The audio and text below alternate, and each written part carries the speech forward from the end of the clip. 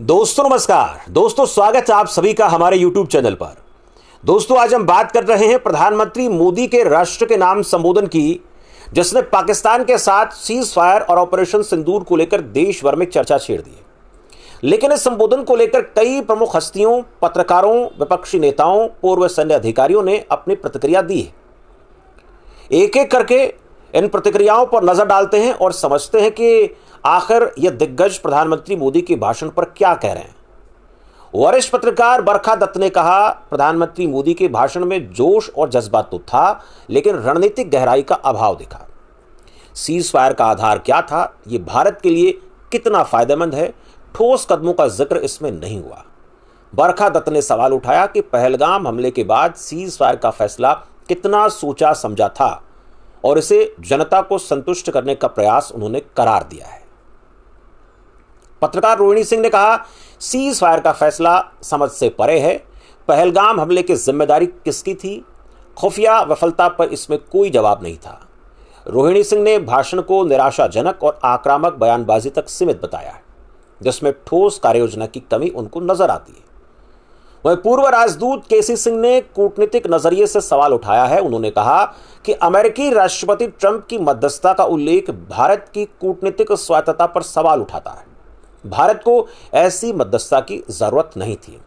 सिंह ने cease fire की रणनीति पर स्पष्टता की कमी को भारत की वैश्विक छवि के लिए कमजोर माना है। आरजेडी नेता तेजस्वी यादव ने इसे खोखला करार देते हुए कहा कि पहलगाम हमले से सीज फायर तक की पूरी जानकारी जनता को दी जानी चाहिए थी। संसद का विशेष सत्र बुलाया जाना चाहिए। उन्होंने खुफिया विफलता और जवाबदेही की कमी पर जोर दिया है।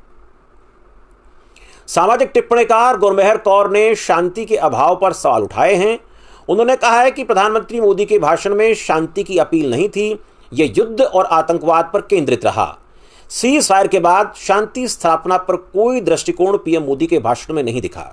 गुरमेहर ने इसे क्षेत्रीय स्थिरता से रहित माना है। सुरक्षा विश्लेषक अभिजीत अय्यर मित्रा ने भाषण की शैली पर तंज कसते हुए कहा कि पानी और खून एक साथ नहीं बह सकते जैसे बयान प्रभावी हैं, लेकिन यह स्टाइल उन्हें अच्छा नहीं लगा। उन्होंने दीर्घकालिक रणनीति की कमी को रेखांकित किया। रक्षा विशेषज्ञ प्रशांत भूषण ने कहा, पाकिस्तान की ओर से दीर्घकालिक प्रतिबद्धता का इसमें अभाव है। यह नहीं बताया गया कि सीज फायर से भारत की स्थिति कैसे मजबूत हुई। उन्होंने सीज फायर को जल्दबाजी में लिया गया फैसला माना है। कांग्रेस नेता जयराम रमेश ने इस भाषण में एकता की कमी पर सवाल उठाया। उन्होंने कहा कि यह समय एकता का है, लेकिन भाषण में पहलगाम हमले की विफलताओं पर कोई जवाब नहीं था। जयराम रमेश ने आतंकवाद के खिलाफ ठोस कदमों की कमी को यहां पर उजागर किया है। कांग्रेस नेता शशि थरूर ने कहा कि पहलगाम हमले से लेकर ऑपरेशन सिंदूर और सीज फायर तक सरकार की नीति अस्पष्ट रही है। भाषण में जवाबदेही की कमी थी। शशि थरूर ने इसे जनता के सवालों का जवाब देने में असफल बताया है।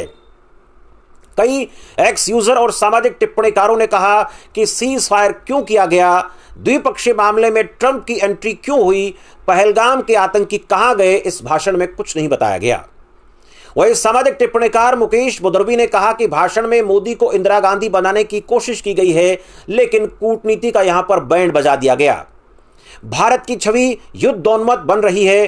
अब बात करते हैं पूर्व सैन्य अधिकारियों की, जिन्होंने पीएम मोदी के भाषण पर अपनी टिप्पणी दी है। लेफ्टिनेंट जनरल सतीश दुआ रिटायर्ड ने ऑपरेशन सिंदूर की सफलता की तारीफ की, लेकिन सीज फायर के समय और अगले कदमों की अस्पष्टता पर सवाल उठाया है। Retired major general GD Bakshi ने भाषण को शक्तिशाली बताया, लेकिन जवाबी रणनीति की कमी को कमजोरी माना है।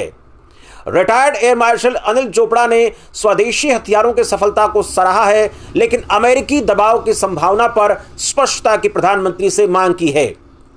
Retired lieutenant general Sanjay Kulkarni ने पाकिस्तान की जवाबदेही सुनिश्चित करने की रणनीति पर सवाल उठाया है। रिटायर्ड कर्नल RSN सिंह ने ट्रंप के दावों पर चुप्पी को कूटनीतिक कमजोरी बताया है। Retired major general DK Mehta ने निगरानी तंत्र की अस्पष्टता को रेखांकित किया है। तो वरिष्ठ पत्रकारों, सियासी दलों के नेताओं और पूर्व सैन्य अधिकारियों की प्रतिक्रिया से यह प्रतीत होता है कि भाषण ने जहां सैन्य मनोबल और राष्ट्रवादी भावनाओं को तो बढ़ावा दिया है, वहीं रणनीतिक स्पष्टता, कूटनीतिक स्वायत्तता और जवाबदेही की कमी ने कई सवाल खड़े किए हैं। खासकर अमेरिकी मध्यस्थता और खुफिया विफलता पर चुप्पी ने आलोचकों को प्रधानमंत्री मोदी के भाषण पर और मुखर होने को मजबूर किया है। वैसे प्रधानमंत्री मोदी के राष्ट्र के नाम संबोधन पर आपकी क्या राय है, कमेंट करके जरूर बताएं। जानकारी अच्छी लगी हो तो वीडियो को लाइक करें, शेयर करें और चैनल को सब्सक्राइब करें ताकि इस प्रकार के रिसर्च वाले वीडियो आप तक लगातार लेकर आते रहें। धन्यवाद। जय हिंद, जय भारत।